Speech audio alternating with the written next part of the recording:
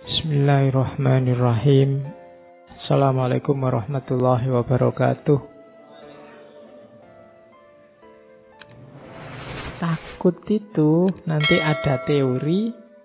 Sebenarnya ketakutan itu kuncinya ada pada pikiran. Akarnya rasa takut itu ada dalam pikiran kita. Takut itu kan ketika ada sesuatu yang kamu pastikan dia membahayakanmu, sehingga harus kamu hindari jauh-jauh. Kamu menganggap bahwa sesuatu itu sangat berpengaruh dalam hidupmu, bisa mengganggumu. Nah, itu kan adanya dalam pikiran. Kamu takut tidak punya uang. Kenapa? Karena menurutmu uang itu sangat penting. Kamu takut tidak punya pekerjaan, karena menurutmu pekerjaan itu mutlak. Karir yang sesuai yang kamu inginkan itu harus. Kamu takut, apalagi macam-macam, mungkin termasuk pasangan. Itu kan adanya di pikiran. Jadi sumber ketakutan itu adanya di pikiran.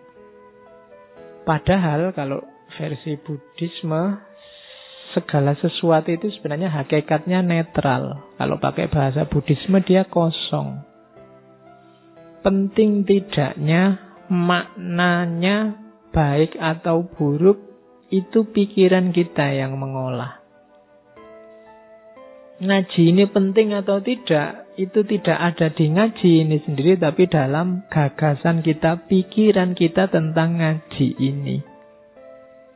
Jadi, kamu ganteng apa tidak, itu kan mungkin tidak terletak di wajahmu, tapi terletak di pikiranmu. Mungkin konsepnya orang tentang ganteng dan tidak itu seperti apa. Jadi kalau ada orang bilang, kok kamu nggak terlalu cakep, jelek gitu, konsepnya aja diganti. Iya kan? Mungkin selama ini yang disebut ganteng itu yang hidungnya mancung, kulitnya putih, wajahnya agak kebulean gimana, itu ya tinggi, besar. Itu kan konsep yang ada di kepalamu. Kalau ingin bahwa ganteng itu kamu, gantian konsepnya. Itu kan konsepnya Bapak. Kalau menurut saya ganteng itu yang kecil, pesek, kemudian rambutnya keriting, ya kan adanya di pikiran. Cantik juga begitu.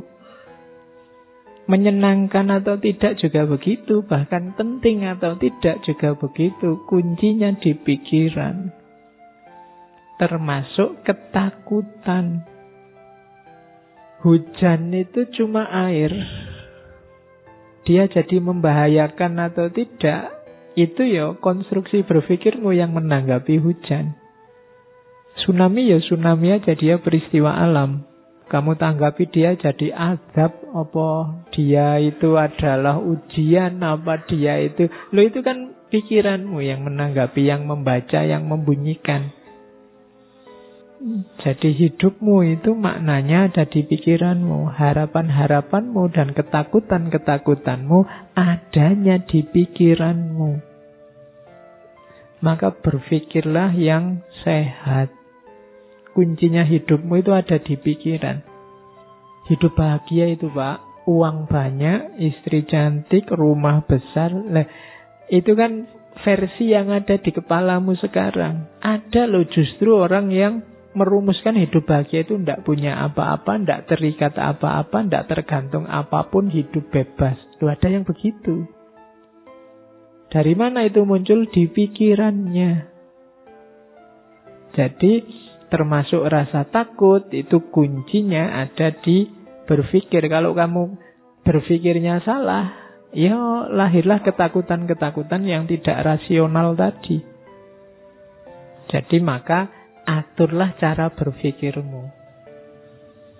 Tanggapi segalanya secara sehat. Awas keliru. Tak kasih contoh ya. Ada kisah terkenal sekali kalau di barat, namanya kisah katak kecil, Little Frog. Ini biasanya diceritakan ke anak-anak TK. Kalian tak anggap TK dulu sementara. Jadi satu ketika ada rombongan katak kecil. Hari ini kan populer sekali cebong itu ya. Cuma tadi mau tak tulis kisah cebong itu nanti tersinggung kalian. Oke, yo ini kakaknya cebong lah, percil. Ya. Jadi ini kisah percil, kisah katak kecil. Jadi satu ketika ada percil, sekelompok percil yang melakukan lomba naik gedung. Terus karena ini unik, ada percil yang naik gedung, terus penontonnya banyak, ingin ngerti nanti juaranya siapa. Nah, waktu hari H yang nonton banyak, supporternya banyak, teriak-teriak. Terus dimulailah lomba itu. Tapi penonton ini begitu lihat gedungnya, wah gedungnya setinggi itu, percilnya kecil-kecil, apa ya bisa nyampe puncak.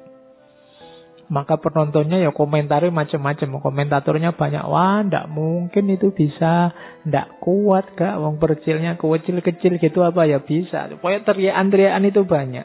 Ndak mungkin sampai puncak, ndak akan ada yang bisa mencapai puncak, sekuat apapun kata-kata itu ndak akan bisa mereka sampai ke puncak. Sulit lah, mustahil lah, ndak mungkin lah, teriak-teriak gitu. Percilnya yang naik, ya bener.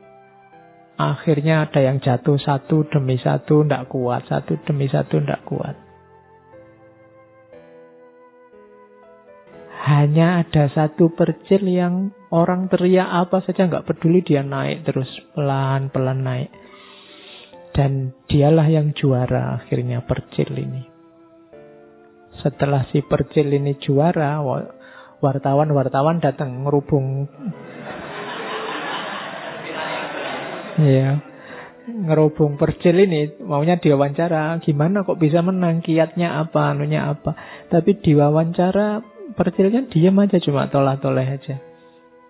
Akhirnya diketahui ternyata percilnya ini tuli.